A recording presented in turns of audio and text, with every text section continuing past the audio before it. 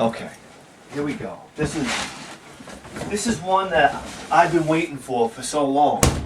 I actually didn't even realize I've been waiting for it. And now, today we're going to talk about my battle jacket. And to be honest with you guys, I didn't even know it was called a battle jacket. I just used to call it my jacket.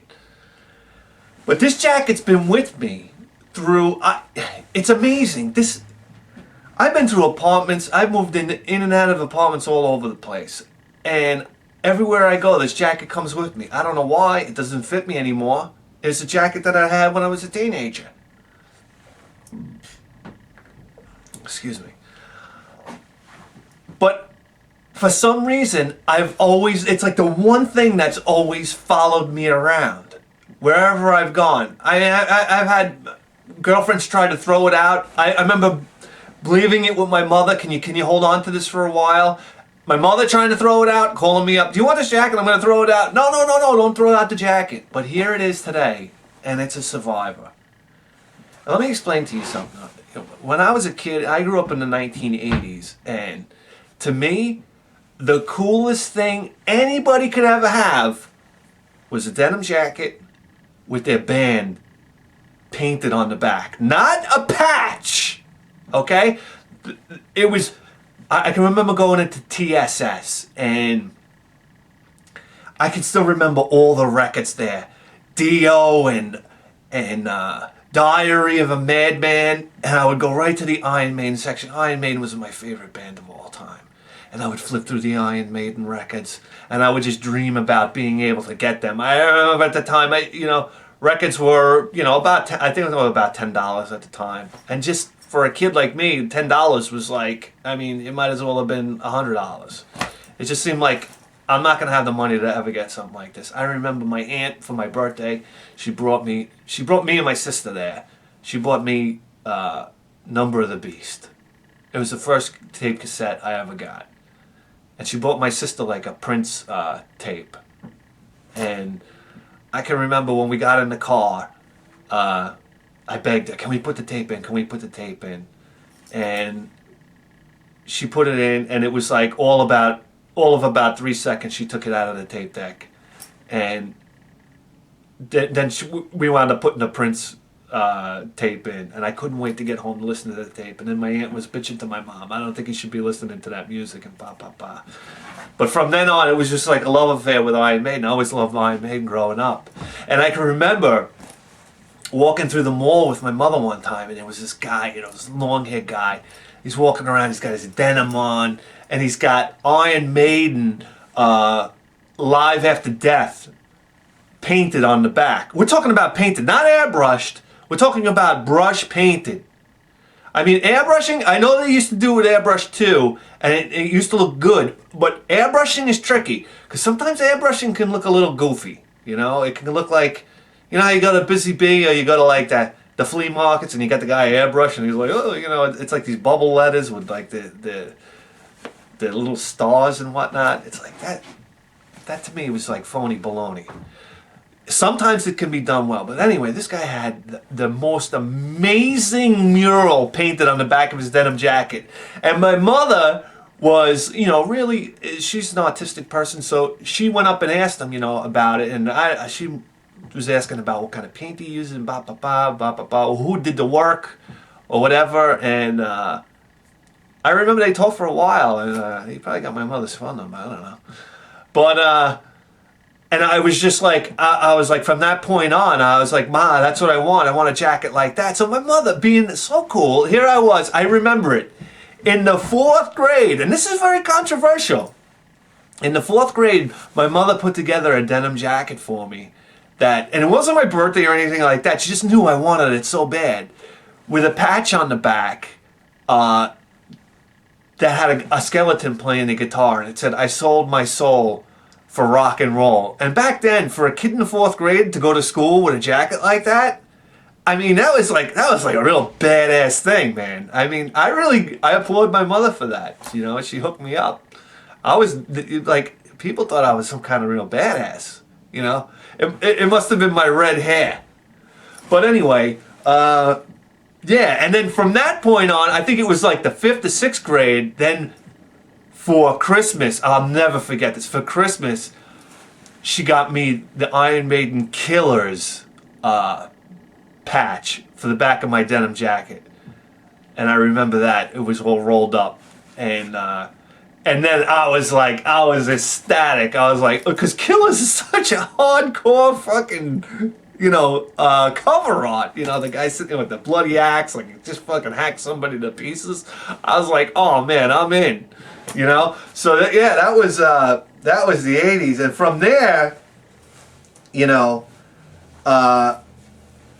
years later, my friend used to drag. It was actually my friend used to drag me to punk. I'm talking too much. You guys, I just want to see the jacket. Here it is.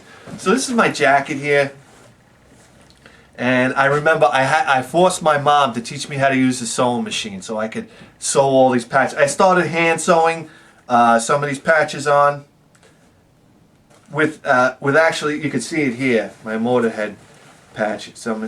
I sewed it with fishing line. That's all I had.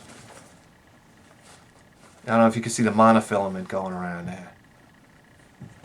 But anyway, I started doing that, and my mother was like, "I'll show you how to use the sewing machine." So it's not so cool when you wear your battle jacket out and you're telling everybody, how you sewed the patches on with your mother's sewing machine.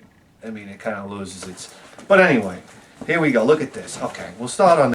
Alright, I had to adjust this. I want to see if we get a better, angle. I don't know. Alright, here we go. We'll start on this side. Alright, number one, the coolest patch on this whole fucking jacket is right here. We got John Bonham's symbol on the lapel. And now I like to play the drums, and my whole inspiration for playing drums was John Bonham. I don't know who kids like. My idols growing up. It was John Bonham. It was Jimi Hendrix. Musicians, I don't know what kids look up to. I feel bad for my son. I don't know who he's going to look up to, when he gets older. I just look around and I just see, I don't know, John Bonham. Guys like the guys from Led Zeppelin was so fucking talented, and Jimi Hendrix was such a talent. I mean, that's all you want it to be. Everybody, you would see this inscribed on all the desks at school, written in all the back of the textbooks. It was John Bonham. Anyhow, got the Iron Maiden patch here.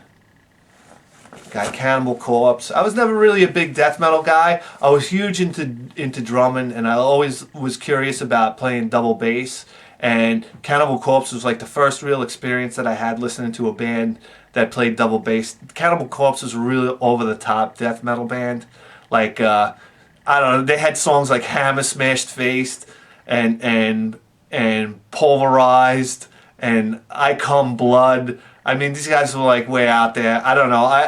I used to listen to them, but to be honest with you, it was more for the... and they weren't even technically that good, I guess, the drumming and whatnot, but I used to listen to them. POWMIA, I don't know. I just used to like that one. Got Slayer on there. Motorhead, another one of my favorite bands of all time. Right there, Lemmy Kilmister. I don't think there's a more charismatic frontman. I mean... Then as far as like in metal or rock and roll, Lemmy Kilmister was just a legend.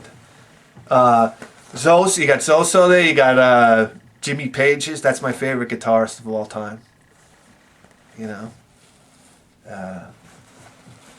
Got some Iron Maiden patches here.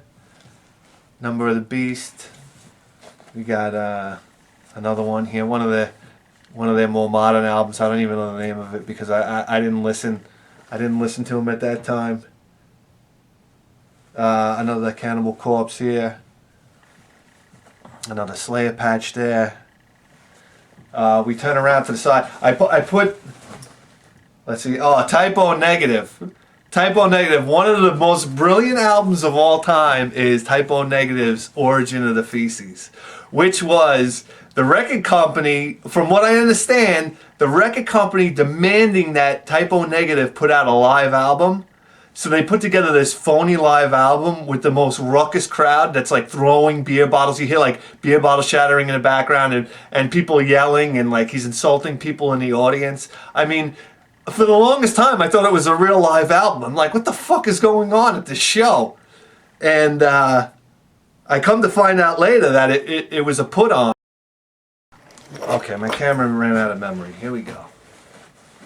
Yeah, so it turns out that the record company paid him like, I forgot what it was, like cut him a check for that live album, and they all bought motorcycles with the money. So I just thought that was so clever. Anyhow,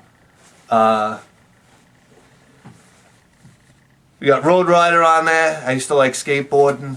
I used to like Rodney Mullen, man. I didn't want to hear about anybody else. My first skateboard was a freestyle board back in the 80s when nobody was riding freestyle boards. I had the skinny board. Everybody was riding the fat board. I was riding the skinny board before everybody with concrete wheels on the street. How about that? But Rodney Mullen, as far as I'm concerned, that guy was like, he was like the Jedi Master of skateboarding. He was like a magician, a wizard. I don't know, that kid sold his soul to skateboard. There's nobody that's ever skateboarded like him. Not today, not any time in the future, in the near future. Anyhow,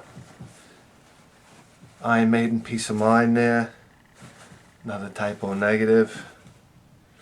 We got the Ramones on the sleeve there. The Clash.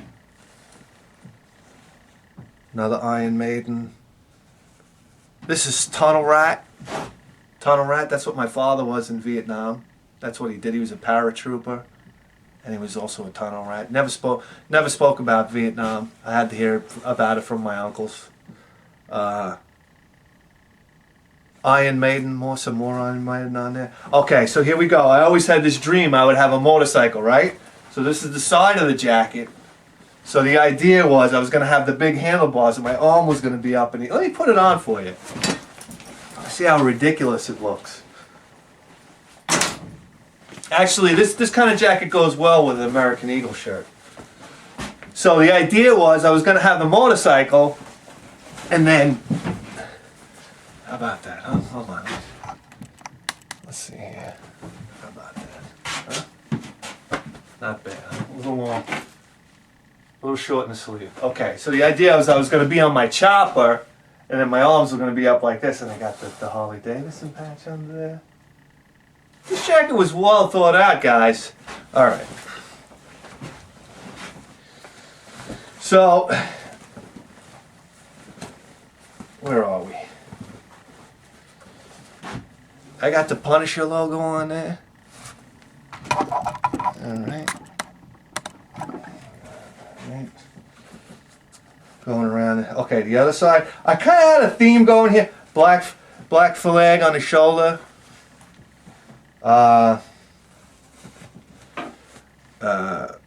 Led Zeppelin over here. I love Led Zeppelin. It's probably my favorite band of all time. Favorite rock and roll band of all time. Sex Pistols. I used to like the Sex Pistols. Bodies is a wonderful song. I believe it's about abortion. Yeah. Love that song though. Sex Pistols, great stuff. I got the other Black Flag on the other side. It's like, this thing. And this is kind of the punk side. Now, I never used to be into punk music until my friend Anthony he dragged me to all the hardcore shows. And we go to the hardcore shows and the punk shows out in New York City. CBGB's, ABC Del Rio, what were some of the other venues out there? He used to drag me all over the place. We'd be in like factories and whatnot. And the shame of it is I never got into hardcore music, but I know I've seen some of the greatest hardcore bands of all time. And a lot of great punk bands too. I remember seeing Circle Jerks. I remember seeing, here we go, we got, my mama rides a Harley Davidson. Black Flag. I was a huge fan of Black Flag. the Ramones again. I remember I saw the last show the Ramones did at CBGB's. That was a big thrill. And I think they played with the Misfits. I think the Misfits opened for them. Yeah. What a shame they closed down that place. I mean, you talk about you telling me some rich guy couldn't step in and buy that place and preserve it? I mean, geez. What a crying shame. All the history of that place. I threw up in their toilet. Huh. Okay, here we go. We got the Clash there. We got some more Sex Pistols there. Sex Pistols. Thunderbird. I got my Thunderbird. I used to own. I owned 6 between 1977 and 1978. I owned 6 different Thunderbirds. I used to love that car. I built a race car. That's why I have the Holly Annihilator thing on here. I used to be a motorhead, so I would buy some parts, and they would come with patches and whatnot. I put a big block 460 inside of a 77 Thunderbird, and it was like the car of all cars. I put a spool rear end, and I was driving around with a spool differential on the street. Every time I would go around the corner, the tires would screech. I can remember the time when I finished. I had my 77 T-Bird, and I just got done building the engine, and I put it in, and it was nighttime, and I put it into the car. Wow, what a time to be telling this story. It was the day before Thanksgiving, and I slipped the engine into the car. I get the car running, not tuned properly, but it was running, and I was so excited that all I wanted to do was take it for a ride and check it out. So I wanted to take it down to DPA because that's where everybody would race. So I take the car out, no registration, with no insurance card, and no registration, no insurance card. I take that thing down to Deer Park Avenue. I line up next to a Dodge Viper. And now by this time it's probably like, I don't know, 10 o'clock at night, 10:30. Line up with this Dodge Viper. We take off, and I'm trying to hold my own with him. He's probably got me by about 2.5 car lengths. He basically blew me out of the water. And next thing you know, cop lights. I see cop lights behind me. So I'm like, oh shit, in my head I'm playing this strategy. What do I do? Let me jam on the brakes. I'll stop, pull over to the side of the road, be the good guy, and then he'll go after the Viper. Okay, so that plan didn't work out like I expected it to. So I pull over to the side of the road, cop pulls up right behind me. I'm like, oh shit, here we go. Cop gets out of the car, comes up to my car, and he goes, shut that thing down! And I was just like, oh boy, I'm fucked. Now keep in mind, this car, it wasn't really a street car. So it had electric fuel pump, electric fan, and what was the other thing? I think I had transmission cooler on there. And electric transmission cooler, all on switches on the dashboard. And the car's like, when the cop comes up, the car's like, I had a huge cam in it. It's like, I had big 3-inch glass pack mufflers coming off the back. It's like, so the cop's fucking flipping out. So I said, okay. I shut the car off. Then you hear like the electric fuel pump, and it's like, I shut the electric fuel pump off. You hear the fan. I had a fan in there, a double fan setup, because I was having trouble keeping the engine cool. I had a double fan setup, an electric fan in there, that was so powerful, if you put the car in neutral, it would pull the car forward. Shut the fan down. Shut the transmission fan down. It was like this big process shutting it off. And then I turned to the cop, and he's like, license, registration, insurance card. And I said, "Officer, this is where I had to start sucking the cop's dick." I said, "Officer, I'm so sorry." I said, I have my license. I don't have anything else." So he snatches the license out of my hand, goes back to his car, and I'm sitting there for 15 minutes saying to myself, "I'm fucked, I'm fucked, I'm fucked. They're going to tow the car away. That's it, I'm never going to see it again. I'm fucked, I'm fucked, I'm fucked." Next thing I know, cop drives up next to me, takes my license, flings it at me like this, and he goes, "You don't know how lucky you just got," and drives off. And I was like, "Oh shit, let me get this thing home." And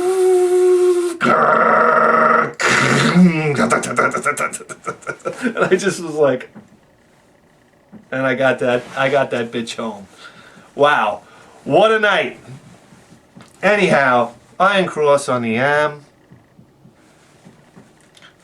This side, so this side was kind of gonna be like the punk side, you know, all the punk patches. But I never really got more than that. And this sleeve is kind of doesn't have much on it, just the Motorhead patch. And then we go. I got the cavalry on the other underneath the other arm. I don't know. That's just a patch I found somewhere. And on the back here, we got the war patch.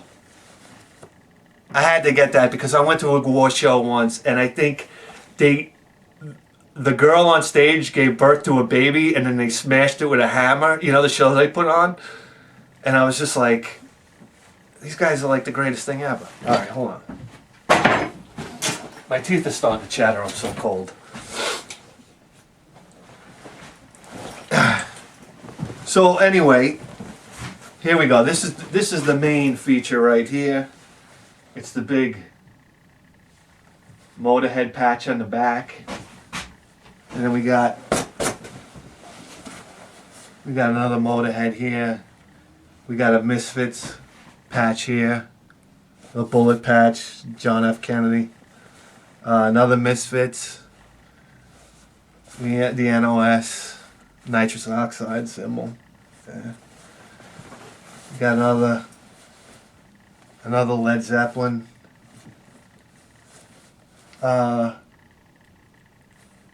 Iron Maiden, Piece of Mind Killers, Fear of the Dark.